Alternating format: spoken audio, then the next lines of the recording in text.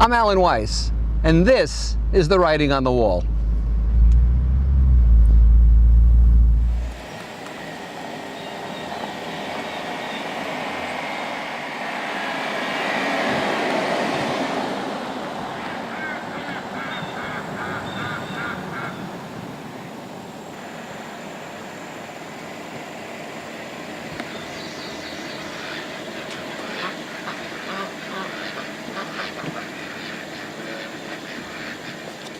Welcome to Writing on the Wall, episode 128, Fox in the Henhouse.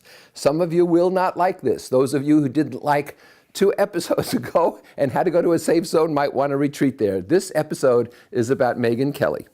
Megyn Kelly, of course, was the biggest winner in the last election, much more so than Donald Trump, and she would have beaten out Hillary Clinton. She was the biggest winner because this relatively little-known reporter on a low-volume station came out to be the most known person of all because she took on Donald Trump with her own agenda. She took her biases to her moderator's role. She didn't pretend to be an objective reporter or even an objective moderator. She took in her biases with her. So she provoked Trump, easy to do, but she provoked him, and she became the media sensation.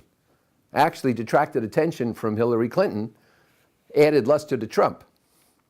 So suddenly, after that, she speaks out on sexual harassment that she says has been going on in Fox for years and years and years. Now, that might be true, and of course sexual harassment is never tolerable and never good, but why wait so long to report this? Why did it take so long to come to the public with this? Why at this juncture? Oh yes, and then she wrote a best-selling book. And then she got a $15 million deal or a $30 million deal or a $100 billion deal with NBC. Actually displaced an hour of the Today Show. NBC was so heavy on moving this woman into a key spot in its lineup. Of course, losing Al Roker is never a bad thing, but that's a digression. I was in Tel Aviv, jet lag had set in, at 4 in the morning I'm watching TV, and I watched her show on Fox before she left.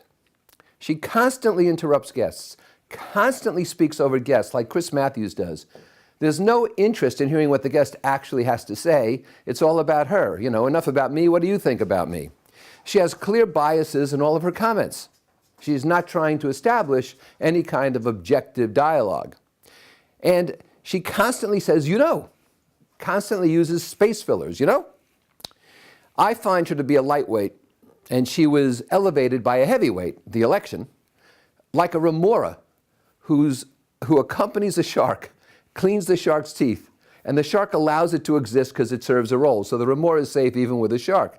The analogy, to me, is Howard Cosell and Muhammad Ali. Cosell and Ali needed each other. Ali helped elevate Cosell as a sportscaster, and Cosell helped elevate Ali. Cosell was in the forefront of minority rights in sports and elsewhere. And he was a defender of Ali when he claimed exemption from the army because of pacifism and because of his religion. And so Cosell and Ali had a very symbiotic relationship. But there was a big difference because Cosell was a good reporter.